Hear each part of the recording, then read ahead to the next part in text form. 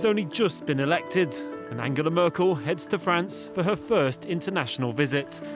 Greeting her in Paris, then-President Jacques Chirac gives the newly elected chancellor a warm welcome, offering to guide her in her first steps on the international scene. C'était exactement une envie de Jacques Chirac truly wanted to give her as much help as possible, but he soon realized that she was a strong woman. She called him by his first name, Jacques. When he'd refer to her using her full name, Angela Merkel, it was important for Merkel to show from early on that the two of them were on equal ground. Il y avait un rapport d'égalité entre eux. But when Nicolas Sarkozy took office in 2007, this Franco-German relationship took a different turn. As they fought to save the Eurozone from collapse in the global financial crisis, Sarkozy set a new pace.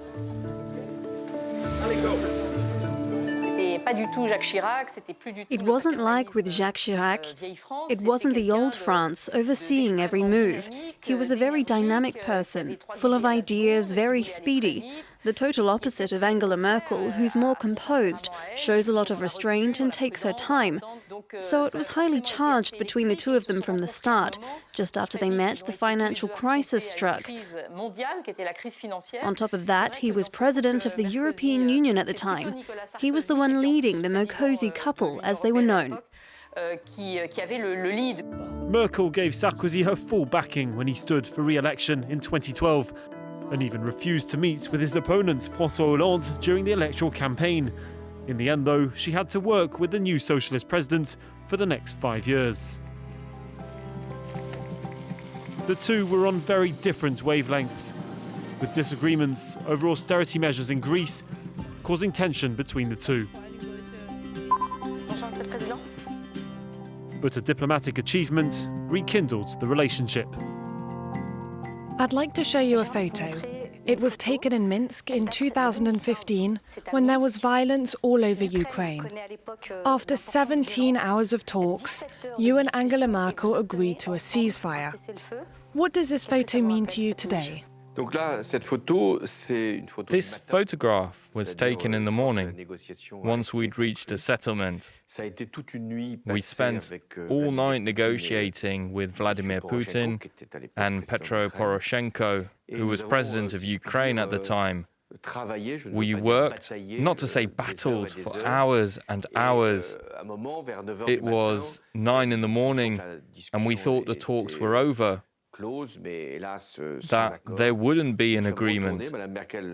Angela Merkel suggested we go to the flat where Vladimir Putin was staying, but where of course he didn't sleep.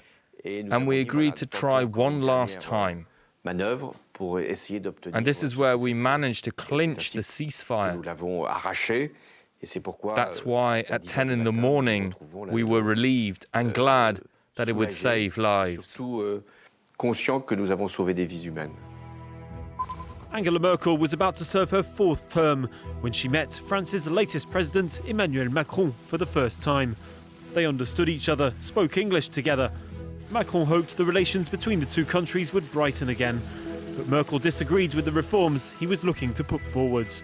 It seemed at first as though it wasn't going to work out, but in the end Emmanuel Macron's enthusiasm and perseverance, but also the circumstances, the crisis.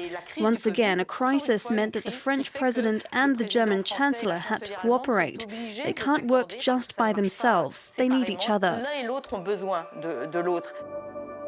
Together, the leaders put forward a colossal recovery fund in an aim to help EU member states cope with the impact of the COVID-19 pandemic. A strong sense of European identity that Chancellor Merkel has upheld throughout all 16 years at the head of Germany. Meine Pflichten gewissenhaft erfüllen und Gerechtigkeit gegen jedermann üben werde. So wahr mir Gott helfe.